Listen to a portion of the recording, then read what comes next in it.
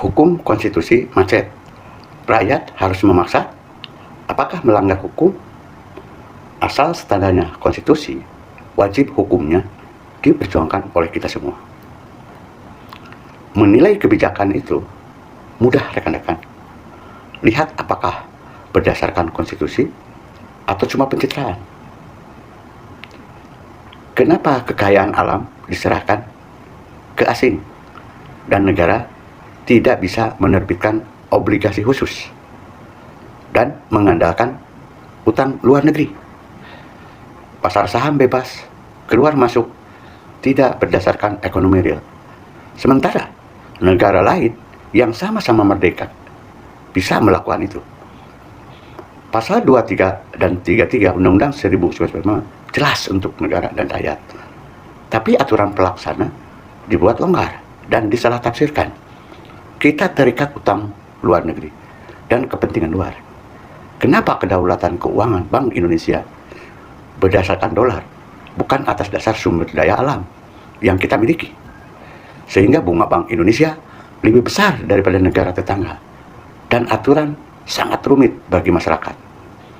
Karena bank mengutamakan keuntungan, bukan sebagai logistik pembangunan pemerintah. Dan kenapa APBN tidak suka dengan kebijakan investasi dalam negeri dan subsidi kepada rakyat? Ini karena akibat BUMN boleh dikuasai swasta dan asing dan mengutamakan kebijakan pasar yang merugikan bangsa dan menguntungkan sebagian kecil. Negara cuma jadi pengatur, bukan pengelola. Pertanyaannya, kenapa DPR, partai politik, para oposisi diam saja dalam hal ini? Karena selama ini banyak terikat kepentingan, kekuasaan, dan keuntungan ekonomi yang menyatu dengan pemerintah, pengusaha. Pengusaha harusnya sebagai prajurit pemerintah, bersama-sama membangun bangsa, bukan cari keuntungan sendiri, malah dijadikan majikan bagi penguasa dan calon penguasa. Mengoreksi kebijakan pro mereka berisiko posisi mereka dan tidak merasa takut melanggar konstitusi. Sementara rakyat dijadikan objek, bukan sebagai subjek pembangunan. Akhirnya pencitraan lebih dipilih daripada menegakkan pasal 1 Undang-Undang Dasar 1945 daripada mengoreksi berdasarkan konstitusi negara. Kenapa undang-undang yang salah tidak dibawa ke MK? Secara aturan MK gratis, tapi biaya pembuktian dan penyusunan gugatan sangat mahal bagi rakyat biasa. Ditambah proses lama dan sering dituduh melawan kekuasaan, karena lebih dominan kekuasaan daripada kekuasaan konstitusi. Kalaupun ada putusan, sering lemah karena kurang tekanan politik dan tekanan massa. Apa yang harus dilakukan kalau hukum itu macet?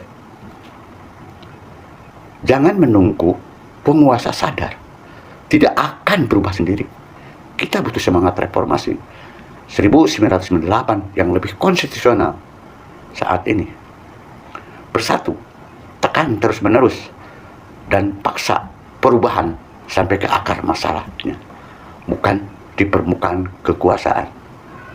Hanya tekanan rakyat yang kuat yang membuat konstitusi benar-benar berjalan, bukan rakyat dipecah belah demi kepentingan politik. Selama kita diam, kekayaan bangsa terus lari. Kita harus tanya, mereka bekerja untuk konstitusi atau kekuasaan? Dan kita harus berani menuntut jawaban itu. Rekan-rekan, setuju? Sebarkan agar semua sadar pentingnya konstitusi dijalankan.